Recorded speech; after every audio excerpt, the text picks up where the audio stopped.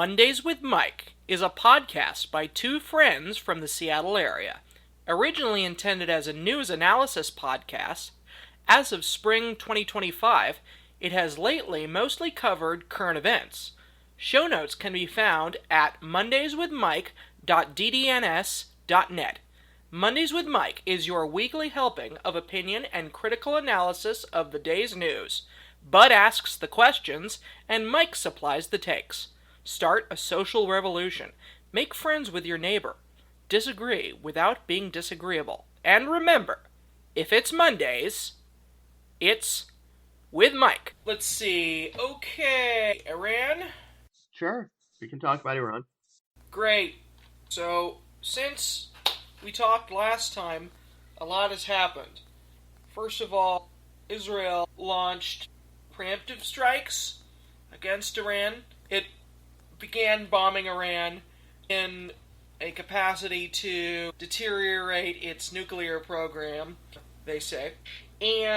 But of course, there were 3 sites in Iran which were underground, and only the U.S. had the bunker buster bombs to destroy them. To the outside eye, it appears that Israel, Netanyahu, decided it was go time, and then bombed a bunch of stuff. Then said, we can't get those 2, or those 3 places, bomb those for us. And Trump said, well, maybe I will, maybe I won't. I don't want to get involved in a war. Let's wait 2 weeks, and we'll see. And meanwhile, Iran said, we do not believe what the U.S. is saying, because they've used negotiations as a cover for action before. And Trump said, I'll reach a decision sometime in the next 2 weeks. And then 2 days later, Saturday the 21st, turns out that they sent some B-2 bombers and bombed the nuclear sites. Now, in the immediate aftermath, there was a worry that this was going to lead to World War III. I'm not going to say I didn't really think so. Okay, I will. I didn't really think so. It's like, okay, we bombed them. Do we want to invade them? No. No chance. No way, no how. But a lot of people were concerned about that. And so some time has passed since then, and Iran launched a number of rockets at a U.S. military base in Qatar, and the number of rockets launched equaled the number of bombs dropped. And did they hit anything? Did they damage anything? They didn't kill anyone, the rockets. So Trump was then bullish on a ceasefire, which was evidently violated, but now it's in place. So just a lot of stuff happened since we talked last. On Wednesday, it was announced by NBC that Trump was to meet with Iran, but he didn't care if he got a nuclear deal or not, because he just thinks they're done. I guess the first question, if you want to say more about the events, anything that I've missed, go for it. But if you don't, then is this going to be a wedge for the MAGA base? Okay, I'll weigh in first on what happened. It doesn't surprise me that Trump attacked within a few days of saying that there'd be 2 weeks of the talks. That doesn't surprise me at all, actually. Remember we talked in the past about the madman theory of international relations, that sort of Nixon say one thing, do another, keep people on their toes. One way you keep other countries in line, at least the theory goes, is that you just do completely unpredictable stuff. And so they have to very carefully weigh their actions because they don't know if the consequences will be way worse than what you're saying they will be. And in the case of the United States, which is a superpower and a hegemon, it's really important that every country on the planet fears them, because the whole point is that, yes, we have a powerful military, and yes, we have a far reach, but ultimately, I'm not so sure we'd win if enough countries in the world decided to constrain our access to supply chains and resources. It would be very problematic because we only have 5% of the world's population, and most of the world's held in the hands of other countries. We only have a fraction of the world's land and resources. And so you have to talk a big game. And the way you talk a big game is that you do things that give these countries pause. Do you know what the honey badger is? It's honey badger is an animal that's got a high resistance to venom and toxicity. And so it's a very small animal, but it will take on much larger opponents and poisonous opponents and venomous opponents like snakes that most other animals will shy away from. And it just doesn't care, right? It'll just keep fighting and it'll just shake off any kind of wounds that it has and just keep fighting. And it makes it really problematic for anything trying to fight the honey badger because it's such a scary ferocious animal. Well, in some ways, the United States is like the honey badger. It's got a lot of abilities to defend itself and to be really thorny and mean. But there are other countries on the planet that also have really strong weapons and systems, and they're not all incompetent. They've got good training and all the toys, right? All the technologies and stuff. And they got their own unique stuff. And so you have to just make it really annoying for those countries to deal with you to keep them at bay. So that doesn't surprise me at all for Trump doing what he did. It doesn't surprise me. For all his bluster and all his talk and for some of the stuff that he is president and there is a method in some ways to his madness, and that method is to make it seem like you're mad, if that makes any sense. That's That's a a great great turn turn of of phrase. phrase. Yeah, that's the whole point of it. I don't know that it works, but it has examples in history where it's been more effective than not effective, and so that's why I think it's happening. But for it being a MAGA wedge issue, absolutely. The problem with the MAGA movement, as always, is that it's this weird combination of like wild populism of like help the poor and I'm gonna make your lives better and we're gonna drain the swamp, blah blah blah, and then this like very extreme. I know this is an old overused term, conservative puppet masters of the universe, where the very rich and the very powerful and the very wealthy are using the populist base as a sort of tool to accomplish their real goal, which is mainly reduce their tax burden and do stuff like the Supreme Court decision of making it prohibitively expensive to hold them accountable for doing things with their companies that they might want to try to get away with, like oil companies, environmental protections, and regulation. This goes way back in Republican politics, where the very wealthy, like Wall Street branch of the Republican Party, the money people, who use this sort of culture war politics, and it's changed over the years. The list is actually pretty extensive of the like, cause du jour of the Republican Party, but right now it's trans issues and being against DEI.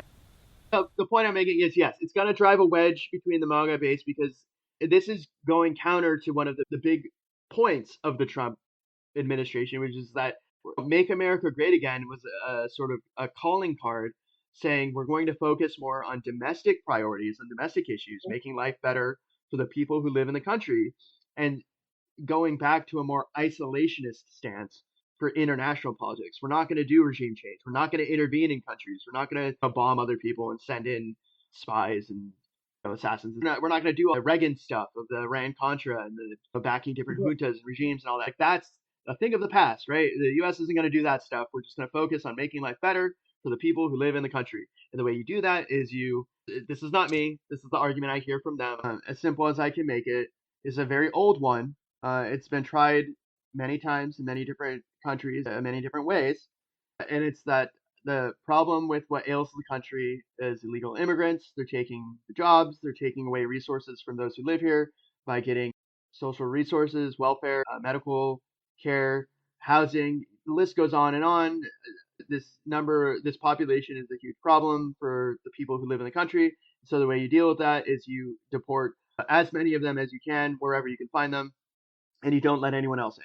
It's a very old argument. It's actually a class warfare tactic that was used against for union busting. It was a way to try and get people to not join unions because unions work to create labor protections for people and jobs. And one way you break a union is you divide and conquer. You say, oh, it's not the employers who are working to suppress your wages and not give you any kind of benefits and to make your life miserable and not give you breaks or any good work conditions. Oh, no, it's the people who are willing to work for less than you and to work in even worse conditions because they have even less protections because they have no recourse. They have no way to seek redress of their grievances because they can't sue in court because to sue in court would involve acknowledging the fact that they're in the country illegally.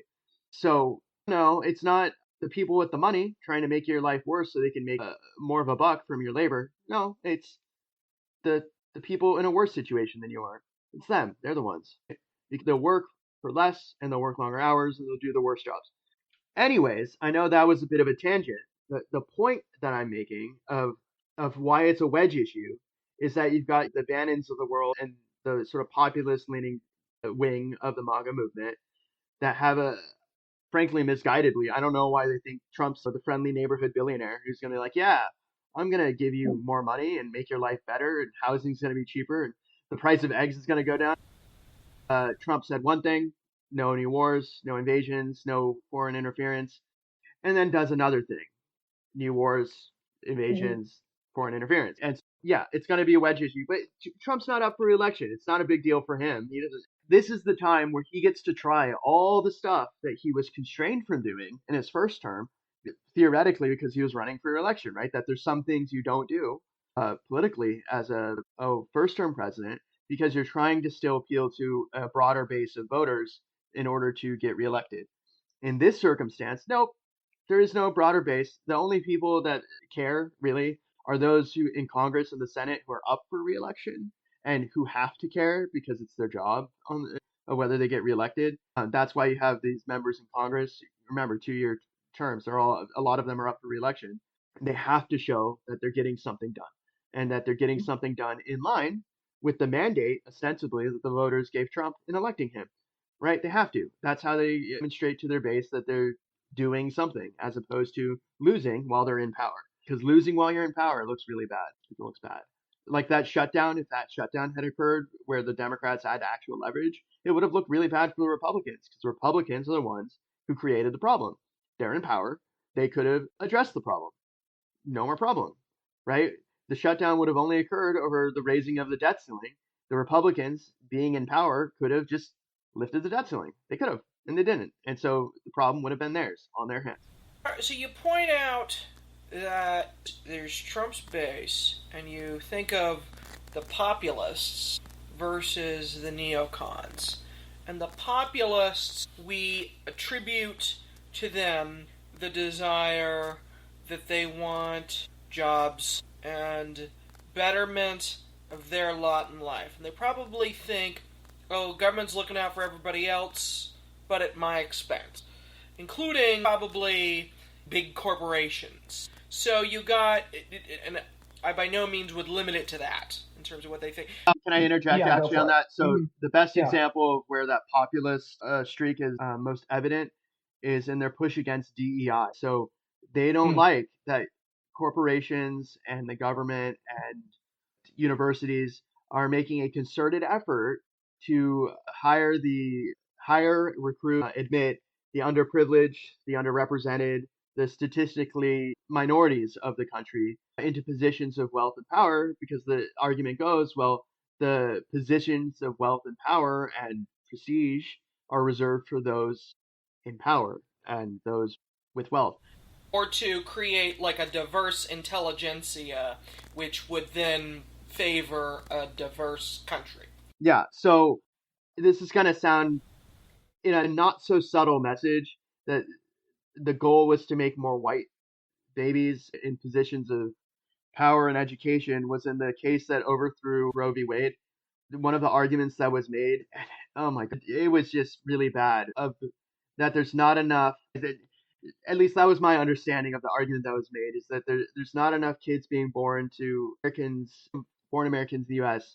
So there's immigrants coming in of diverse backgrounds, and they're creating a sort of a majority minority situation. That was my understanding of one of the arguments that was made in the decision. They're giving away the game. If you make poor women carry a pregnancy to term, then you increase the overall number of children born to women in the country. And it was, anyways, the point is that yeah, it's a difficult topic to talk about, even if we were just attributing to others certain arguments. Yeah, there's a religious undertone, frankly, to what's going on, imposing certain values and beliefs on the rest of the world. But the whole point here is that there is a very serious disagreement between the populist wing of the MAGA movement and the sort of money people of the MAGA movement. They want different things. Yeah. They have different goals. And part of the issue actually is grift, is that some of the most wealthy, and I'd argue, I'm not going to say as extreme, but the gray areas of the ethics of politics is that they're using the Trump movement and the MAGA movement not so much because they believe in the cause, it's just a convenient excuse, but because of the doors it opens for creating deals and opportunities in real estate and in especially contracts with foreign governments for sending money their way through government diplomacy, through this trade deal tariff thing, where if you look at some of the deals and some of the issues, it's a convenient way to shuffle money towards your friends and admirers if you say that they increase the amount of trade they do in a certain product. And oh, by the way, all the people who own the companies of that certain product or that certain industry are all Trump supporters, right? Like it's a very convenient facade or foil to do that of making more money through government, which is a Yeah. very that's an old strategy. That's we're going back like the aristocracy and like feudal lords and serfs and stuff. That's an old strategy. It's not even new to the Trump administration. Do you remember Tamiflu? Tamiflu. Vaguely. Tamiflu or Halliburton. Halliburton's another. Oh, I was sorry. I was thinking of Theraflu. No, Tamiflu was. I just remember during the Bush administration, there were two specific things that I was like, this is a little weird. It was Tamiflu and then Halliburton getting no bid contracts during the Iraq War. Okay, but this isn't new, right? This is an old story of especially the Republicans, but Democrats have this kind of thing too sometimes, where there's a certain gray area of federal money going to groups. I was thinking more about on the fact that you isolate the populists versus like the neocons. I was thinking in terms of the neocons want an interventionist foreign policy. You have the populists who want what they perceive as in their interests.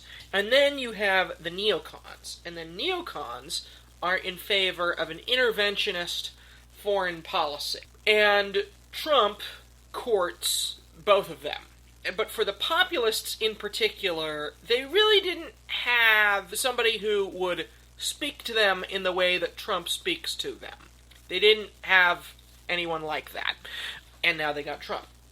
And they don't have Trump all too much longer, contrary to what Steve Bannon asserts. But so it's kind of like how some voters on the left are going to say things like, I'm not going to vote for X candidate unless they explicitly support universal health care and only that, and they don't make one deal with the insurance companies ever.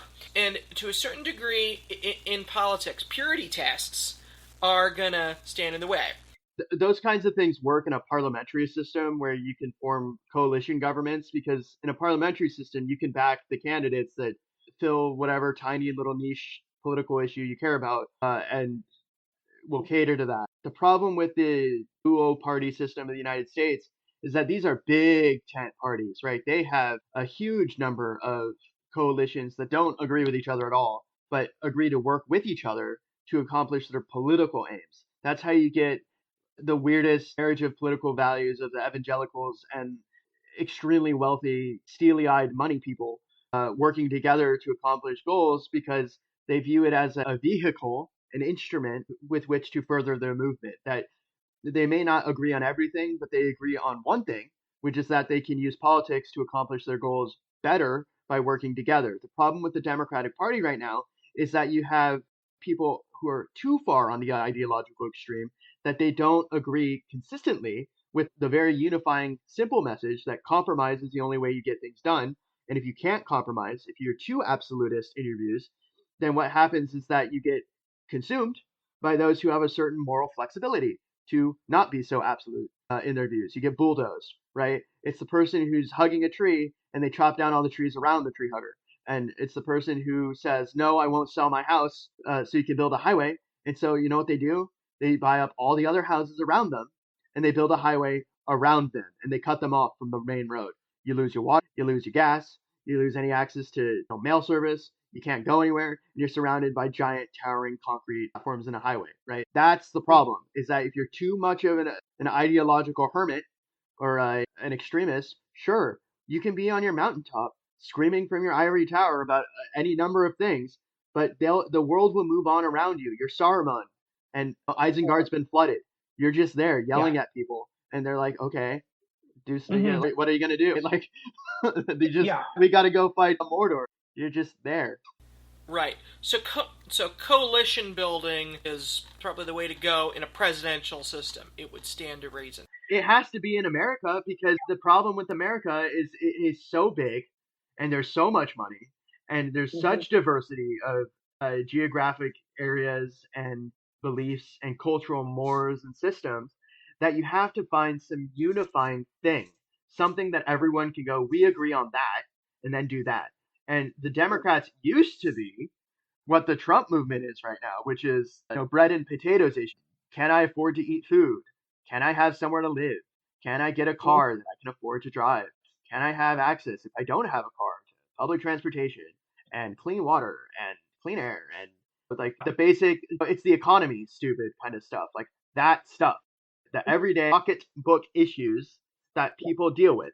And somehow, and I still the mind boggles. Somehow, Trump, a billionaire with a golden toilet and a huge love of gold, that guy somehow convinced a lot of not as wealthy people that he was their guy. He was in their corner. He was going to help them get cheaper food and a place to live and cheaper access to medical care. Yep, him, the guy who makes his money, like the bulk of his money, lest we forget, off of Branding. the people who own property and have the ability to charge exorbitant rents for those who want to live there, who deign to ask to live in a place that someone owns, right? Like landlords are not the friends of the peasants, okay? They've classically been the aristocracy, the oligarchy.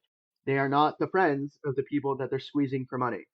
Look at the Irish potato famine, right? There was enough food Yes. in Ireland Yes. Look no during that. farther. Then there was plenty of they were export. If you look at the list of their economy in Ireland at the time of the potato famine, guess what? They were exporting food from Ireland while people were starving to death. Why were they exporting food?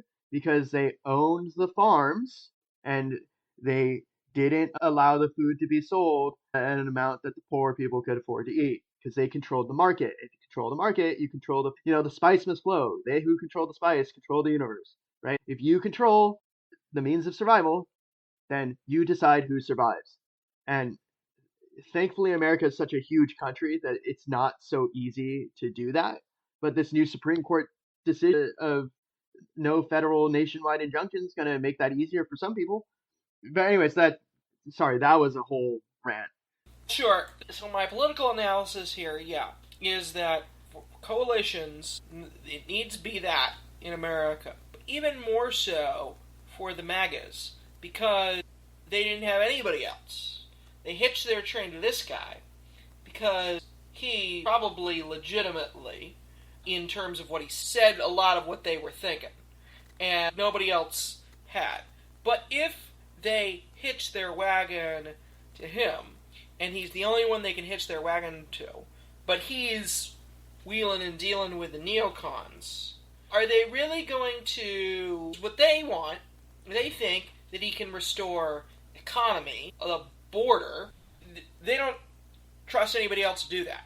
But now that they look at him and they don't trust, and they know that they can't trust him either to not bomb some people. But you're saying you're saying still a lot of them will fly from him now.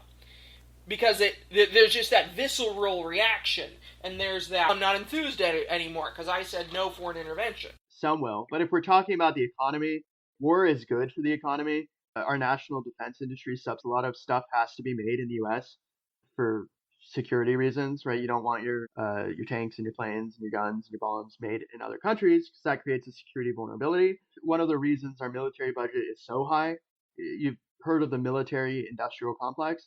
One of the reasons it's so high is because we heavily subsidize a lot of different industries that are tangential or related to the military. If you don't have them, you can't get the parts you need to fix your planes and your jets and your tanks and your boats, and that's bad. So, in order to maintain a secure and safe operating military, you have to have your rivets and your bolts and your parts and everything made in the US. And so that means if everything's made in the US, it can't be outsourced. So war, weirdly enough, is great for the economy, so long as we don't actually feel the effects. So World War II was not so great for parts of the economy because you had to ration foods when the supply chains dried up, and the war spread across too much of the world, and they were sinking ships, and it was bad.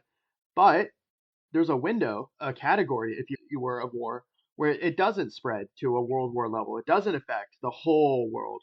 It only affects like parts of the world. And if you have those kinds of contained wars, great for the economy because it means, look, GDP is just a measure of economic output. And what drives economic output? Demand. How do you drive demand? You use up the stuff that you already have. And what gets used up of stuff that you already have in a war? Guns, bombs, bullets, gas, tires, all the stuff that you need when all your stuff stops working because you've used it all. It makes a lot of money for someone. And weirdly enough, that's great for the economy. So it is weird, right? Because you've got part of the MAGA movement like, no foreign wars, no foreign intervention. And then another part is like, we want jobs, we want money, we want opportunity. And that's the ticket to success for the US, anyways. And not every country, just the US, because the US has such a huge component of its military spending is just on propping up the military industrial complex. So keeping companies afloat, swimming in money. We made tanks that were never used, that rusted and wore out in lots, and then it's like, oh, I guess we don't have tanks we can use anymore because they rusted out. Or they made planes where the pilots couldn't breathe because the cockpits weren't big enough. And so it's like, oops, oopsie daisy. I guess we're going to have to make new planes. And then let's not spend money on poor people and food and healthcare and housing, and let's cut. But nope, can't cut any of the military spending. You know what? We're going to add more. We're going to add so much more military spending that it's going to be just billions of dollars. And oh, it looks like we can't use the weapons from the war anymore. We'll just give it all to the cops. Rinse, recycle, repeat. And so they just do that. Oh, it looks like we don't have any weapons anymore because we gave it all to the cops. We gave them our tanks and our armored carriers, and we gave them the guns and a bunch of other stuff. Guess we need new weapons for the military. Like it's a whole virtuous cycle of give us money. And that cracked me. Creation. Oh yeah, that cracked me up during the Iraq War, where they like, we have all this stuff that we're not using anymore, so let's just give it to domestic law enforcement. The cycle of boom and shoot. I think a lot about how Trump says he's against foreign intervention, but the moves that he did while in his first term, quite a few of them were very much foreign intervention. But anyways, the U.S. has a complicated political system because the Republicans are a party of contradictions. They're a party of both the very poor and the exorbitantly wealthy. And the exorbitantly wealthy have engineered it in such a way that they control the media by owning the radio stations and a lot of the TV. And they have a consistent propaganda message. It's like, it's not us. It's not the people who own stuff who are making your lives worse by making money off of your misery. No, not us. It's those people, whoever those people are. It's like those are the issue. It's not the people who hire them and who undercut your wages and who put people in precarious situations without job protection. No, not those people. No, it's those people, the other. And if you control the message, you control the ability to get the message out. Look, the Democratic Party is also a party of strange contradictions. We saw this with the first election against Trump with Hillary Clinton, where she was making exorbitant amounts of money giving speeches. We're talking millions of dollars, 200 grand a pop for a speech. And it's like, how many people can actually afford to pay that much money for listening to a speech of someone ostensibly running to represent everyone? The answer is not that many people. It's not. And my gripe there was that she was giving a message in those speeches that was different in tone and in the content of what she wanted to do as president from the speeches she was giving publicly and the interviews she was doing in the media. And it led to this sort of confusion as to what actually she was trying to accomplish. Where Trump, he had a constant drumbeat of one thing, right? Hillary Clinton had a complicated message. If you threaded the path to what she was saying, yes, it made sense, but you had to read. And Trump just constantly had the same message. It never changed from the moment he went down that escalator. Mondays with Mike.